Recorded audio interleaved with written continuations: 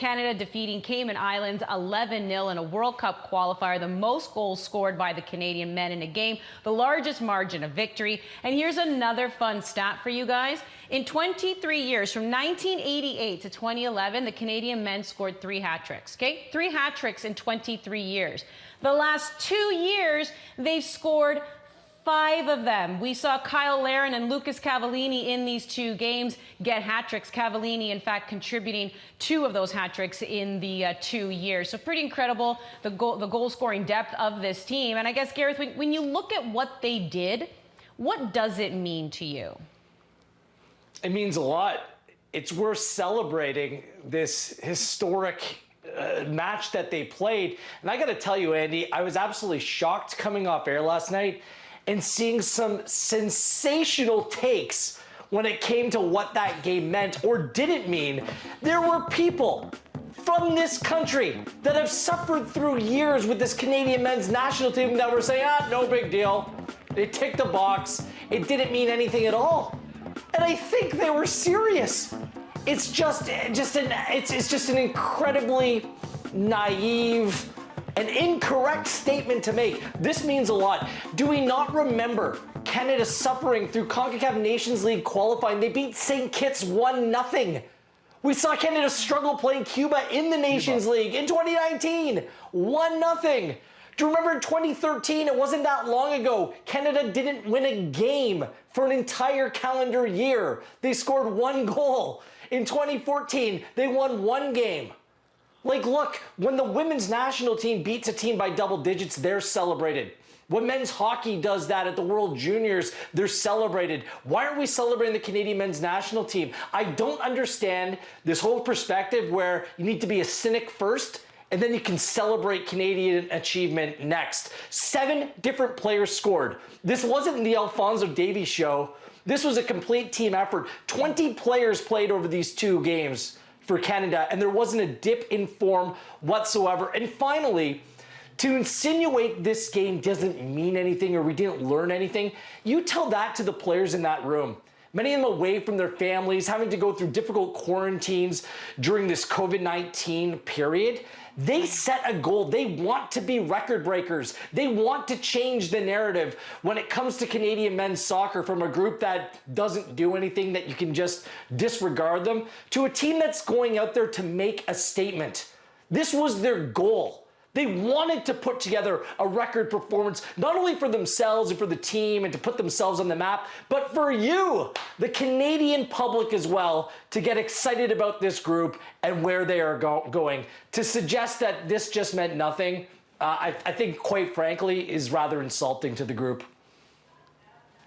Yeah, I agree. I think that was significance there. And for me, the significance was looking not only at the results, which are obviously emphatic, but looking at some of the individual performances, looking at the caliber of the starting lineups that Canada were able to put together.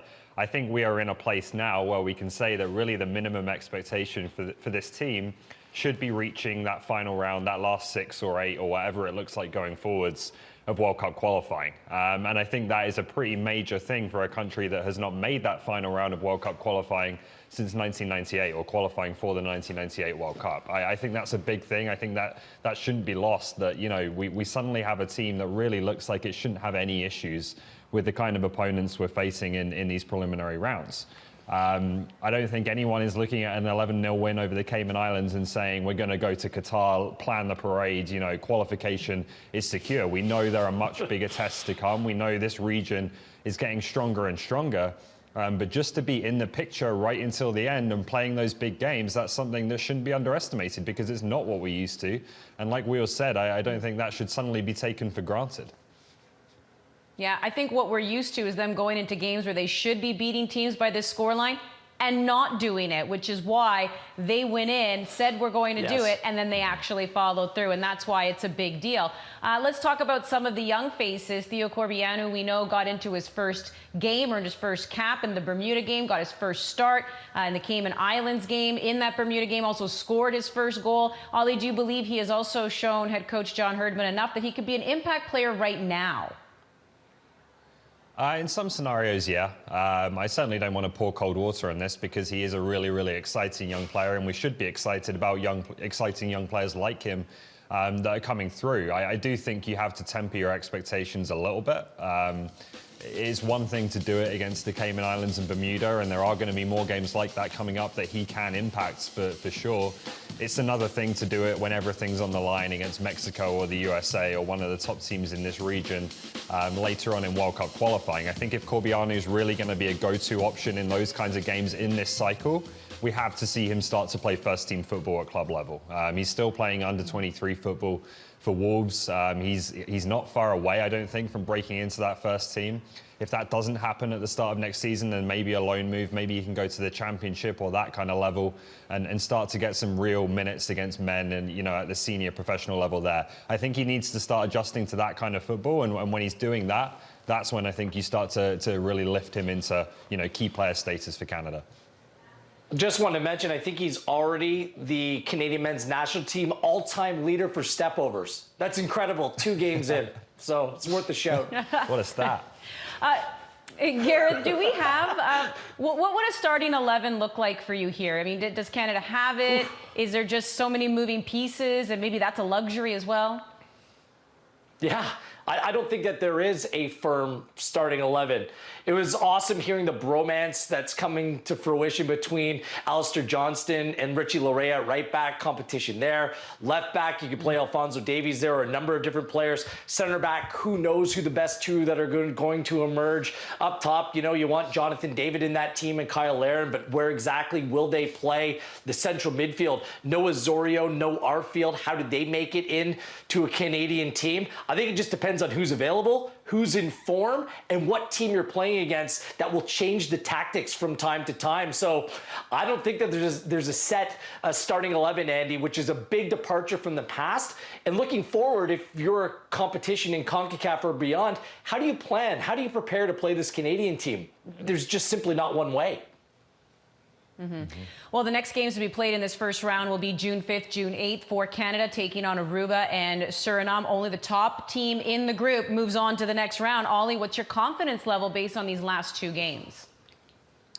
It's definitely increased. It's definitely increased when I think about the potential tie against Haiti that will obviously decide whether Canada goes into that final round or not. And that's the kind of 2-legged tie or, you know, series of games in whatever format that Canada has consistently struggled with. You know, we've said for a long time now that Canada should have more quality than these teams, but they always find a way to slip up. And obviously Haiti in particular, knocking Canada out of the last Gold Cup. They've just given us problems at the Olympics as well. They've become a bit of a bogey team. So I think there's always going to be that lingering doubt with Haiti and teams like them until we start putting them to the sword on a regular basis.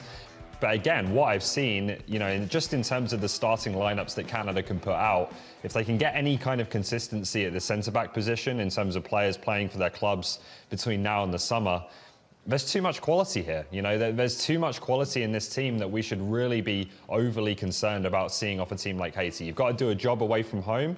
I think when you get them back to Canada, fingers crossed, that's a game that Canada should be heavy favourites for and should be able to get the job done in. I'm way more optimistic. I'll keep this tight. It's because just the way that they play, the way that their coach, John Herdman, I just think he's a great man manager and a team manager as well in terms of the way that they're playing on the field. And look, I think that they can go as high as being the 2nd best team in this region right now. I think that they're that good. They can leapfrog over the U.S. The U.S. are very young. We'll see what they can do, but there's no reason why they can't strive for those sorts of heights in this region and qualify for 2022. The only thing that makes me nervous is the intangibles, like borders being closed, quarantines, injuries, players not being released. Those are the things that make me nervous more than anything else, because if this team, full strength, can stay together and get a serious run of games under their belt, look out.